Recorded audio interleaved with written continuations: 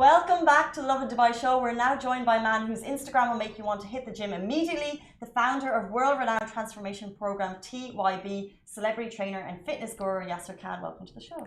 Thank you. Thank you for inviting me. Not at all, not at all. So we've just briefly mentioned there you have a world-renowned fitness transformation program. You're a celebrity fitness trainer to the stars. Tell us a little bit, what's like a day for you? What's a normal day? Are you working out yourself? Are you training people? Yeah. What's 24 hours like in your life? So basically, I wake up at 4 a.m. in the morning.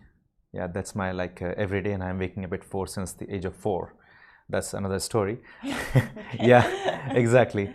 Yeah, that's how my days start, and it starts with a routine.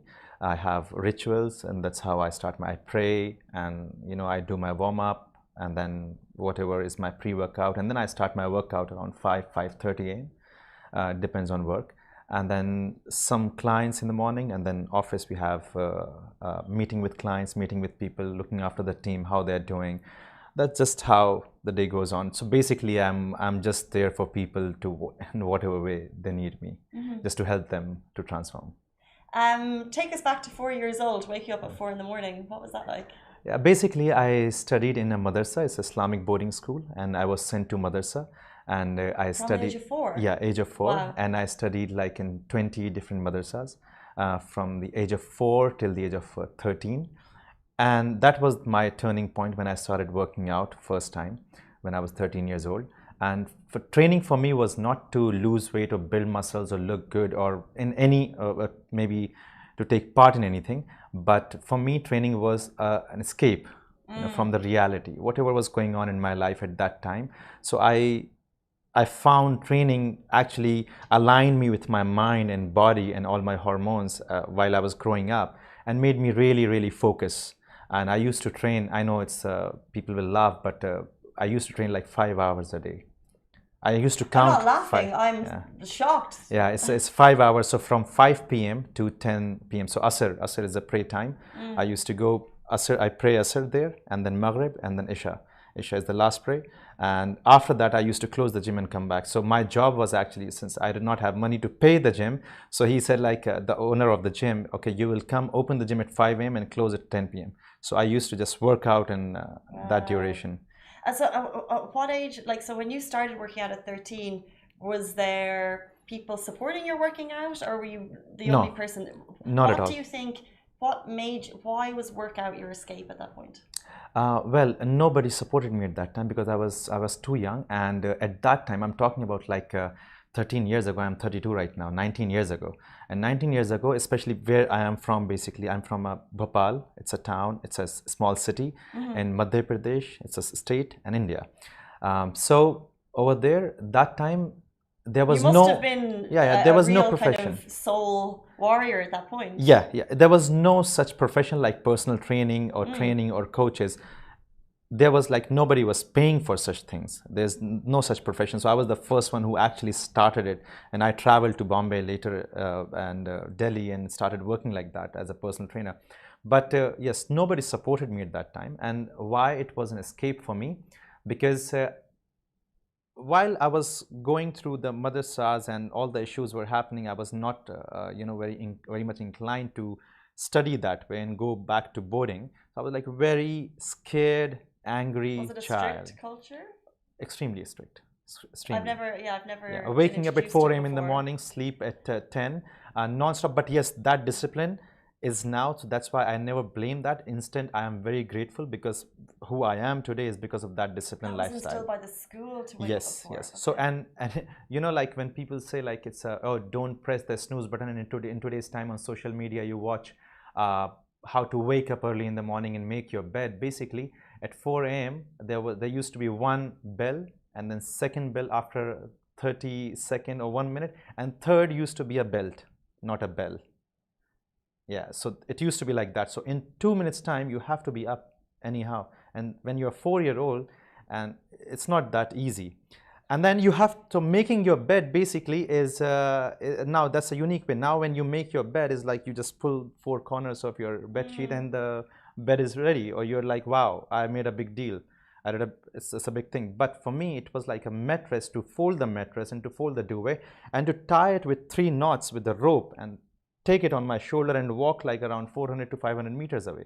There used to be shelves and you keep your stuff there. And if you will not put it properly, which took me actually 6 months to learn that, because folding and tying up, it's not that easy. And every time you will put it wrong, you will get another belt as a reward. I used to teach here in the UAE, and I taught 4-year-olds.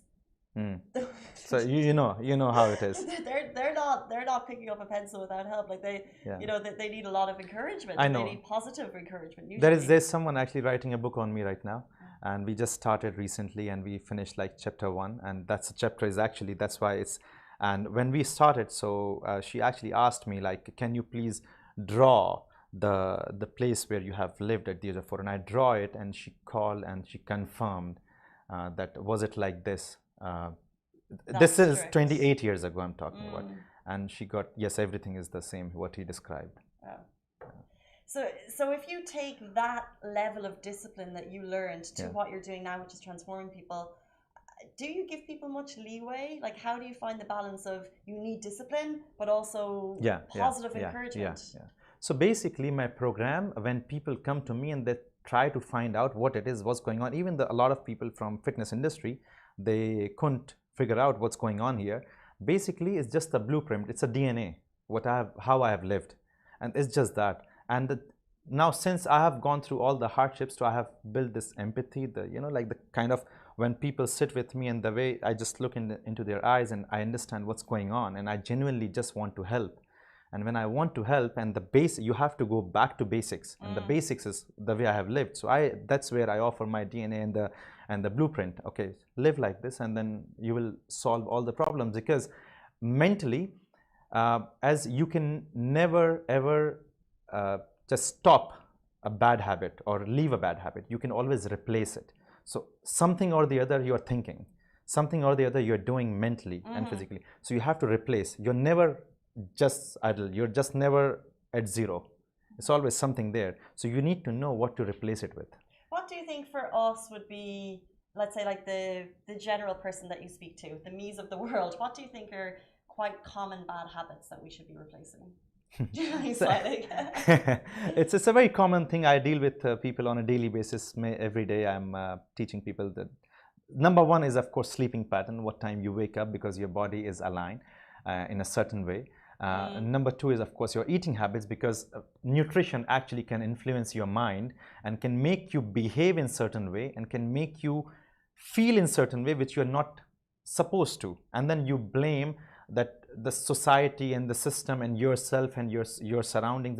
But basically, if you just understand the nutrition, your thinking will change, because it's not you, it's influenced by certain nutrition you're eating, kind of carbohydrates, fats, protein, whatever is there. Some things are just not aligned. If you just fix that, you will wake up with full energy, you will sleep on time, and it's a whole routine. So basically, I would not say like just one or two things. It's also the surroundings, the most important thing, which I always emphasize with my clients and everyone. The surrounding, it's not you, it's your mind is influenced by the surrounding. No matter how much you want to eat this particular thing or you want to do it, but you're not, because you have such a good control. But the time you are a bit emotional or you lose that control, whatever you're surrounded by, that will take over. I'm thinking about 4 o'clock in the office when I've eaten healthy all of the day, and then someone brings in some donuts and we all have a donut. Yeah, because no matter how much you control, sooner or later you're just gonna give in into that temptation. So that's why keep your surrounding in such a way. That's why I'm very picky. The people who are around me, either they are aligned with me or they're not with me. It's very simple, because I'm 32 now and I spent 28 years of my life the way I have lived since my mother's days, and 19 years in this industry. Time is the most important thing for me, and I think it should be for everyone, because that's the only thing. In terms of, what do you mean by time? Time management, and the time where you invest, where you spend, and where you waste. It's always how you manage your time is the most important thing, and that's for me, and that's what I teach my clients also. The timetable has to be on point. One of the reasons you hit headlines recently was the transformation of Khaled Al-Ameri, who you worked with. You shared the story on your Instagram you said, my first conversation with Khaled was that he had trained with many trainers, but he could not stick to a plan 100%, which I think we've all been there. Moreover, he tried for a while and then he quit. He had a busy schedule. He required a better understanding mentally. His transformation photos, I'm sure we'll have it up on Facebook, are impressive, to say the least. Yeah. Is there a secret sauce to getting people to that point that they actually stick to this routine? Because I hear you on the diet, I hear you on the sleeping pattern, I hear you on the surroundings. Yeah. But this is information. How do we get to that point where it makes sense that we can actually change? Very good question. Basically, I suppose, and it's individual. I deal with in a different way with people, and I have a whole team of like around in the office somewhere around like 10 to 15 people who are doing things for me. So I just plan everything. It's my blueprint, and these are the people who make follow the whole plan and implement the plan. So it's incredibly personalized. Yes, it's like next level. So if I tell you about, just let's talk about Khaled. If we talk about him, it's a very strong mindset. First of all, if you can achieve anything in life, you can achieve everything in life. Now, if you can do one thing right, you can also do the second thing right, and you can also do the third thing right. Now, where you want to focus on, what you want to focus on. So with Khaled, he's an amazing guy. He's like a brother, and he's very successful in what he's doing. So he did one thing right. Now, if he wants to transform, he can do the second thing right, just to understand his psyche, understand his mind, what he is looking for, what he is after, what kind of a person he is, what's the root cause of the problem, what's his upbringing like, what's his family like, what are his values. So these are the things which I don't think majority of the trainers and nutritionists actually understand in the fitness industry. And that's where I come in, because that's what I understood about me while growing up. In order to succeed, and from Bhopal to here, I've competed worldwide in 6 different countries and placed second in UK in 2019, and everything I have done, whatever. So I understood my mind. So same goes to Khaled and all my clients, to understand their mind and change the way they think. First of all, understand from where they're thinking actually, what they want and why they want to transform. Sometimes people come to me and they don't have the why, which I actually make them realize that why you should do it, the transformation, and how it will help you in your personal life, professional life, financial life, your goals in life, and like all the areas, your relationship, friends, surroundings, everything. So that's how I work on. The transformation industry has really grown in the last number of years, but obviously the pandemic, I think, potentially brought us back a notch, because we were all working from home.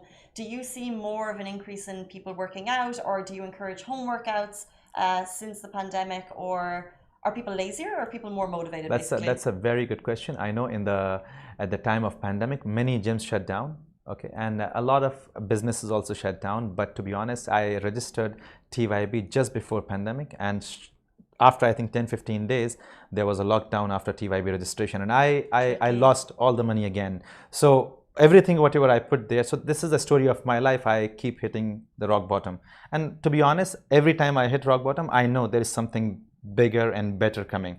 So the whole lockdown, actually those 2 months, I was constantly with close people. I was working and strategizing how I'm going to work when everything opens. And actually, Lovin Dubai gave me an opportunity at that time to put me just on the page. That there's someone out there. Actually, there was like top 10 people who are helping people in the lockdown, and top 10, 9 of them were companies and gyms. The only solo person was me.